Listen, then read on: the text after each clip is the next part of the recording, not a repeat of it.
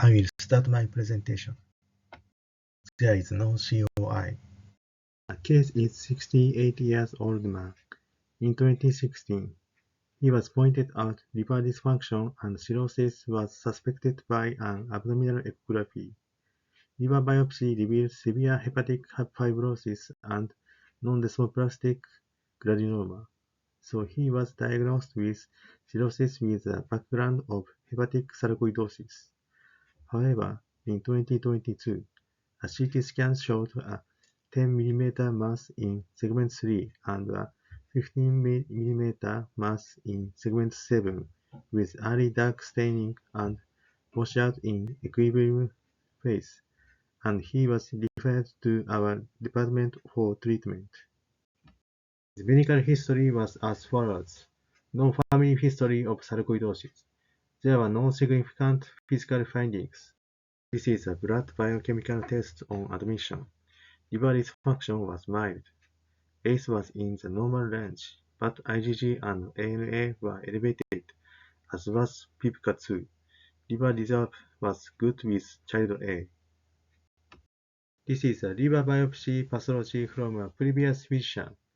Hematoxylin eosin staining showed a non-desmoplastic granuloma with lymphocytic infiltrate as shown in the black box, a finding of hepatic sarcoidosis. The staining showed that the epithelial cells were CD68 positive, and the infiltrating lymphocytes were CD3 positive. Elastic Mason staining and silver-plated dyeing showed finding of cirrhosis, including fibrotic enlargement of the portal area and pseudoglobular formation with fibrous septum. This is a dynamic CT scan of the liver.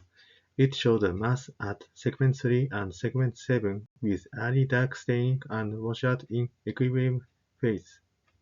EOB MRI also showed the mass in the same area with early dark staining and washout in the equilibrium, and low signal in the hepatocellular phase. Since both lesions were less than 2 cm, RFA was performed as a local treatment. Here is the post-treatment course. After RFA, AFP and PBK2 decreased and remained within normal range. Moving on to the discussion. Hepatic sarcoidosis is an inflammatory disease that forms non-desmoplastic granulomas throughout the body, with a frequency in Japan of about 1 in 100,000, most commonly in young and middle-aged women. The incidence of progression to cirrhosis is said to be 1 to 29%. The occurrence of HCC in a background of hepatic sarcoidosis is rare worldwide, with only 7 cases reported between 1978 and 2022, including autopsy cases. Conclusion: we experienced a case of hepatocellular carcinoma in a background of hepatic sarcoidosis with cirrhosis.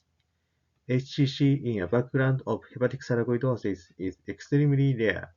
However, in cases where cirrhosis develops, there is a risk of complications such as varices in addition to carcinogenesis. So strict follow-up is necessary. That concluded my presentation. Thank you very much for your attention.